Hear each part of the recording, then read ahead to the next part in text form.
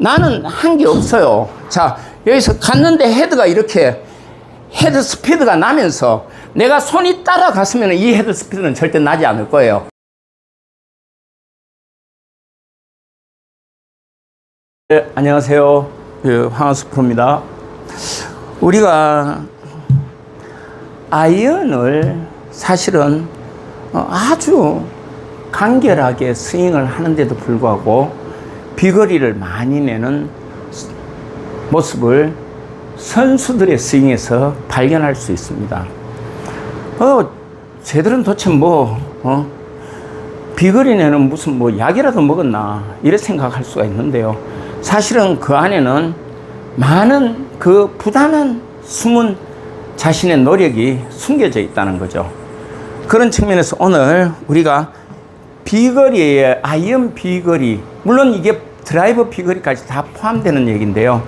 우리가 그동안 지나치게 우리가 백스윙, 다운스윙, 팔로우 해서 이렇게 이 부분들을 너무나 지나치게 스윙의 모습으로만 우리가 이렇게 배우고 그리고 그렇게 실행을 한 우리 아마추어 골퍼들이 대부분인 거죠.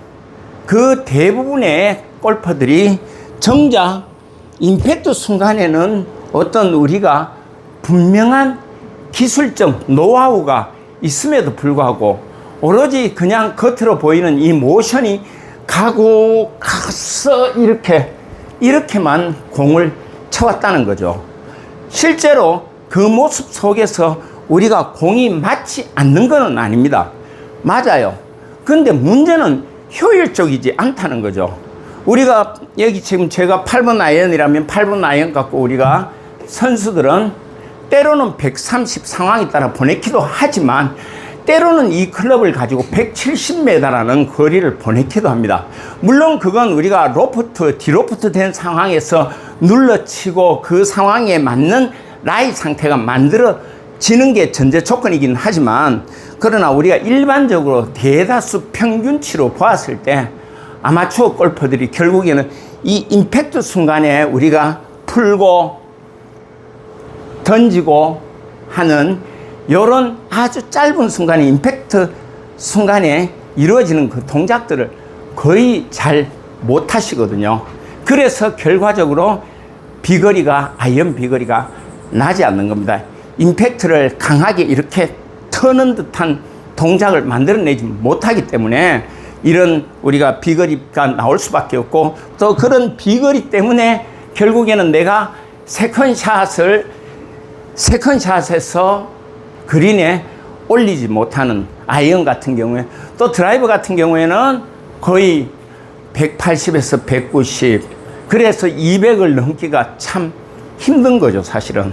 그래서 오늘은 그 임팩트에 대한 우리가 원리가 어떤 부분을 어떻게 지켰을 때 이게 가장 잘 될 건가 그 정확한 답은 결국에는 이 헤드가 이렇게 가고 내 손이 이렇게 가는 게 아니고 여기에서 헤드가 갔고 이 다운스윙에서 이 헤드가 이렇게 가는데 나는 팔은 밑에 있고 그래서 이 팔의 움직임이 자 헤드는 클럽 헤드는 여기 왔고 여기 왔는데 내 손은 내 몸 앞에서 거의 벗어나도 그냥 적당한 거리 적당한 범위 안에서 내가 바라다 볼 수 있는 범위 안에서 팔이 움직여줬다는 거죠. 자, 옆에서 보면 이렇게 갔는데 하면 헤드는 이만큼 넘어와 있고, 다운스윙에서는 또 이렇게 갔는데 헤드는 이만큼 올라왔는데 팔은 우리가 밑에 있고, 이런 느낌의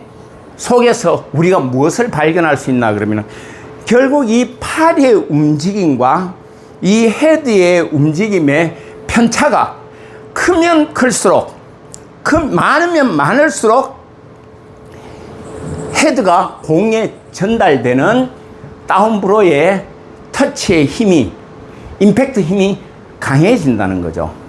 그러면 그 강해지는 걸 어떤 식으로 우리가 만들어낼 건가? 그건 바로 우리가 지나치게 팔과 클럽이 같이 이렇게 다니는 거를 지양해야 된다는 거죠. 이제 하면 안 된다는 거죠. 자, 내가 공을 치는데 여기서 나는 세게 치고 힘을 줘서 치고 빠르게 쳤다라고 생각하면서 공을 쳤는데 팔과 클럽이 같이 움직여, 이렇게 같이 움직여서 이 임팩트 순간에 우리가 이야기하는 이런 임팩트 순간에 이런 임팩트의 맛을 우리가 가질 수가 없다는 겁니다. 특히 아이언의 경우 이렇게 임팩트 순간에 이런 움직임의 다운브로가 나오지 않으면은 거리의 편차가 내가 늘 130m 짧은 거리이긴 하지만 130m가 안정적으로 갔다라면은 8번이 그렇다라면은 7번 치면 140 가고 6번 치면 150 가면 그건 아주 땡큐입니다. 땡큐. 왜냐하면은 공에 일정한 일관성이 있기 때문에. 그러나 우리 대다수의 아마추어들은 130 갔다가 또 115 갔다가 어떤 데는 또 100 갔다가 임팩트가 불안정하니까 이렇게 되는 게 그게 문제인 거죠. 사실은 정확한 자기만의 8번 가고 뭐 100 가면 어때요? 그 다음에 110 가고 120 가면은 좋은 거야. 왜냐면 일관성이 있으니까. 그래서 100 남았다 그러면은 8번 아이언 들고 탕 올려서 100이 가면 얼마나 좋겠습니까? 그건 정확한 거죠. 근데 또 제대로 맞으니까 이게 또 130 가버리네. 이러면은 이제 이게 이제 황당한 거죠. 황당해지는 거죠.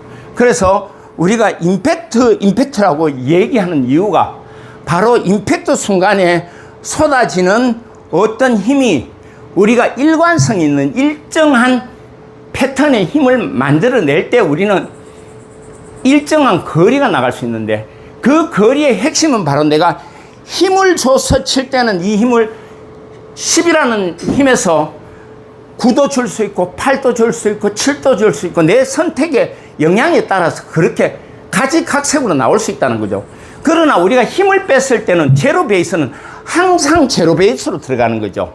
텐션이 제로라면. 그럼 결과는 뭡니까? 항상 힘을 가장 뺐을 때가 항상 우리는 일정한 임팩트를 만들 수 있는 결과를 가져온다는 거죠.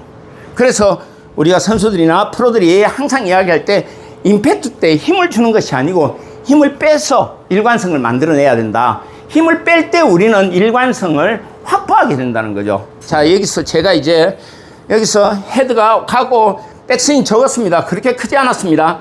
자, 팔로우도 그렇게 크지 않았는데 이 공을 내가 임팩트를 통해서 털고 이렇게 털었을 때 거리감. 이 거리감은 결과적으로 내가 지금 여기에서 임팩트 순간에 힘을 줘서 때리거나 아니면 임팩트 순간에 내가 팔을 이렇게 올려서 많이 원로를 아크를 크게 해서 하거나 그러지는 않았다는 거죠.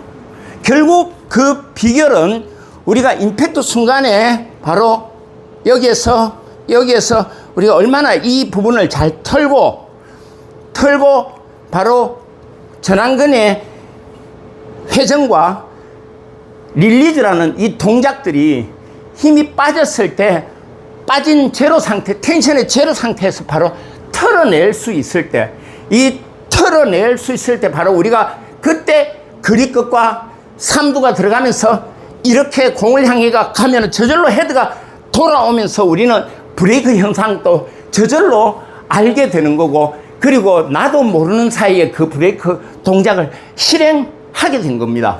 그래서 우리는 여기서 오로지 어드레스를 잡고 백스윙에서 많은 백스윙의 크기를 만드는 것이 아니라 바로 부드럽게 올라가서 여기에서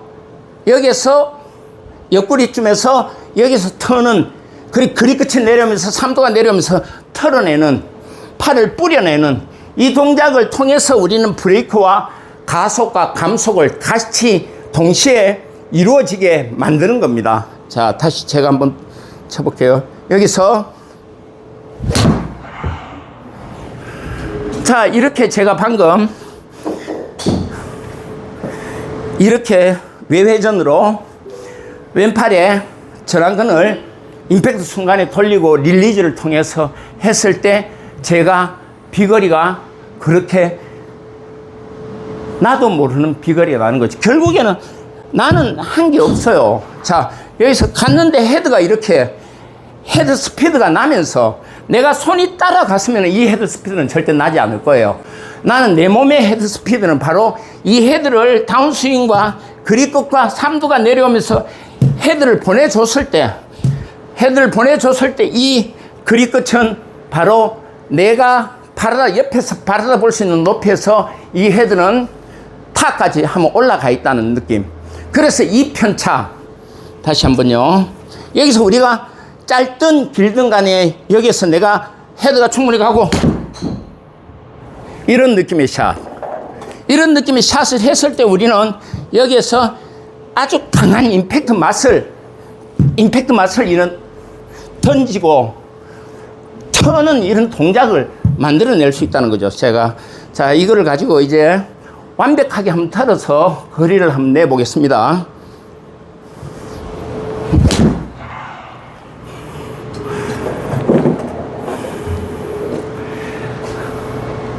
실제로 우리 프로들은 내가 만약에 7번을 가진다라면 7번의 아이언을 가지고 대다수 프로들이 130을 보낼 수도 있고 150을 보낼 수도 있고 180을 보낼 수도 있고 또 심하면은 그 7번 아이언으로 200m까지 보낼 수도 있어요. 왜냐?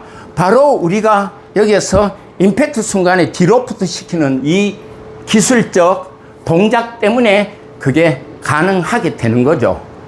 어쨌든 오늘 우리가 아이언에서 제가 말씀드린 이렇게 우리가 털어서 임팩트에 가는 그 과정을 헤드가 이렇게 많이 오르고 나는 이 손을 제한적으로 사용을 하면서 팔을 제한적으로 사용하면서 임팩트 이 사이에서 릴리즈와 전완근의 회전 그리고 몸의 익스텐션 동작으로 요 비거리를 만들어낸다는 점 꼭 생각하면서 연습장에서 한번 꾸준하게 실행을 한번 해보는 겁니다.